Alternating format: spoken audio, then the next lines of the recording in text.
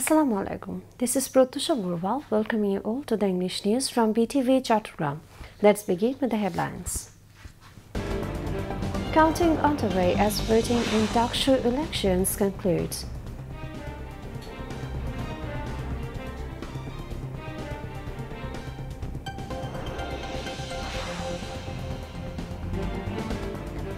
Dakshu election to serve as model election in the country, says Home Advisor.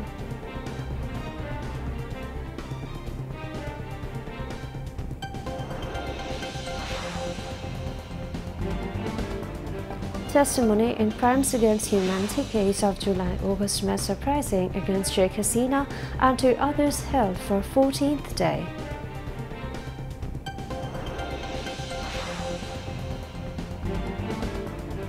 Price of rice leaves no impact in retail market despite imported rice reaches.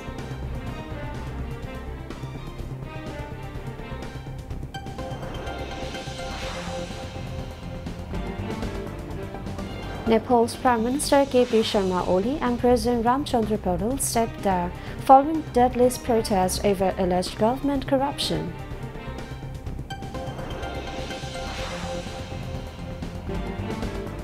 And Bangladesh registered 4-1 win against Singapore in AFC Under-23 Asian Cup qualifiers in Vietnam.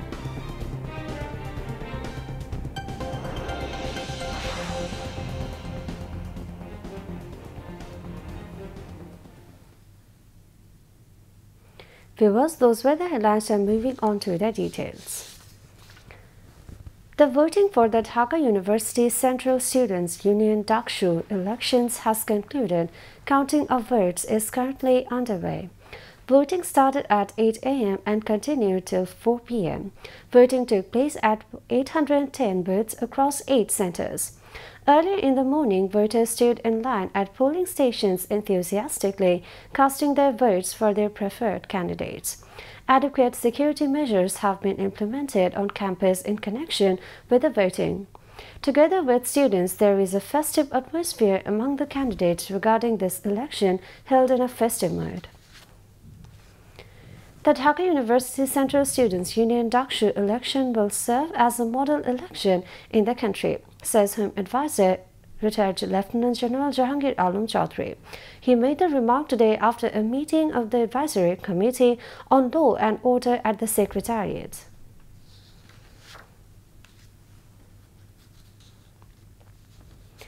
Primary and Mass Education Advisor Professor Dr. Bidhan Ranjan Rai Pottar has said that fostering friendship and harmony among communities is essential to ensuring peace and stability in society. He made the remark today at a conference on interfaith dialogue and harmony held in the capital. The event was organized by the Catholic Church Bangladesh and presided over by Archbishop Bijoy de Cruz of Dede. The keynote was delivered by George Jacob Kovokvot, head of the Vatican's Pontifical Council for Interreligious Dialogue. Diplomats and representatives from various religious communities also participated in the conference. Emphasizing that dialogue, not conflict, shows the way forward, the advisor stressed discussion as the key to overcoming crises and highlighted the importance of maintaining unity among people. On the 14th day of testimony in the Crimes Against Humanity case linked to the July-August mass uprising, proceedings continue today against ousted Prime Minister Sheikh Hasina and two others. International Crimes Tribunal 1, headed by its chairman, Justice Muhammad Ghulam Murtaza Majumdar, was recording witnesses' statements. Other accused in the case, including former Home Minister Asaduzzaman Khan Kamal and former Inspector General of Police Chaudhry Abdullah Al Mamun. Today, two witnesses testified before Tribunal 1. They are Dhaka Metropolitan Additional Chief Magistrate Zakir Hussain and Shirajul Salehin, a physician from the National Institute of Traumatology and Orthopedic Rehabilitation. With this, testimonies from 41 witnesses have been completed in the case. Witnesses have described in court how police, along with the Awam League men and its affiliated bodies, attacked and opened fires on students and protesters during the July-August uprising. While briefing journalists, prosecutor Mizanul Islam confirmed that so far statements from 41 witnesses have been recorded in the case. Early in the morning, former IGP Chaudhry Abdullah Al Mamun was produced before the tribunal. Meanwhile, in a separate case linked to the crimes against humanity during the July-August mass uprising, hearings entered the fourth day against former Begum Rokeya University Vice-Chancellor Hasibur Rashid and 30 others over the killing of Abu Saeed, the first martyr of July uprising. Testimony and cross-examination was underway before International Crimes Tribunal 2, headed by Chairman Justice Nazrul Islam Chaudhry, following the statement of Police Sub-Inspector Tariqul Islam. Over the previous 3 days, testimonies of 3 witnesses had been recorded. Earlier in the day, 6 accused in custody were produced before the tribunal. The remaining 24 accused in the case remain absconding. The price of rice has come down as the imported rice has come to the market. The government allowed traders to import rice from India since August to keep the price of rice at a tolerable level. However, the way the price of rice has come down in the wholesale market, its impact on the retail level is less. Traders said the rice market is fluctuating amid imports. Wholesale traders in the Pahartoli market in the city said the price of rice has indeed come down based on the quality. However, this has not affected the price in the retail market. Consumers who are retail buyers of rice and consume it every day complain that the price of rice in the retail market has not changed much. However, since imports are ongoing, the price of rice has not increased.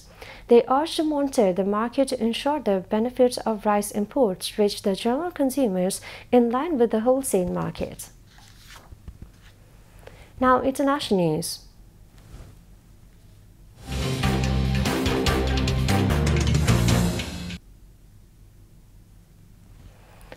Nepal's Prime Minister Khadga Prasad Sharma Oli and President Ramchandra Paudel has resigned following the deadly protest over alleged government corruption. Defying a curfew, protesters have stormed the office of the country's largest party, Nepali Congress, and residence of the several prominent politicians a day after 19 people were killed by security forces. Late on Monday night, the government lifted a ban on social media, which had led to what the organizers call a Gen Z protest in the capital Kathmandu and other cities. The Kathmandu International Airport has been closed with immediate effect due to the protest, says Nepal's Civil Aviation Authority. The Nepali army has begun evacuating ministers from their residence via helicopters amid attacks on their homes by protesters, the Kathmandu Post reports. According to the report, senior security officials said the army had also been deployed to safeguard the parliament building as high-ranking officials were being provided with security at military barracks. Meanwhile, all Bangladeshi nationals currently living or struck in Nepal are strongly advised from the Embassy of Bangladesh in Kathmandu not to move outside and stay in their respective places or hotels. All Bangladeshi nationals inbound passengers to Nepal are also advised not to undertake flight to Nepal owing to prevailing security situations until further notice. In case of emergency, please contact with the following numbers: +977 980 3872 759, +977 985 1128 381. Donald Trump has threatened tougher sanctions against Russia after its heaviest aerial bombardment on Ukraine since the war began. Sunday's strike killed 4 people, including a mother and her baby, and damaged Ukraine's main government building in Kyiv for the first time.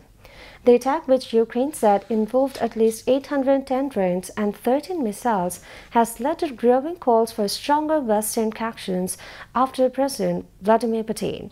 Kremlin spokesman Dmitry Peskov said Monday that no sanctions would ever be able to force Russia to change the consistent position that our president has repeatedly spoken about.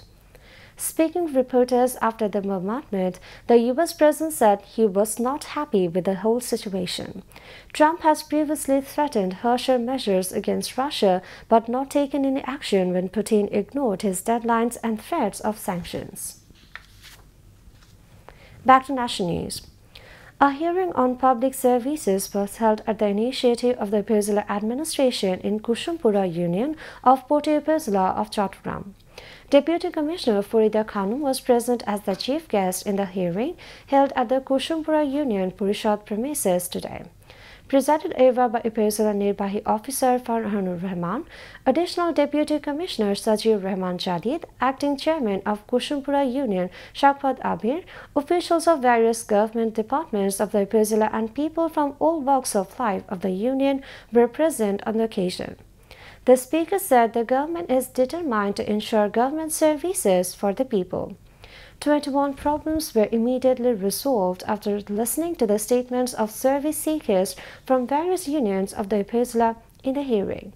A grant of 50,000 taka was given to an underprivileged woman from the Beggar Rehabilitation Fund and wheelchairs were distributed among the disabled in the program.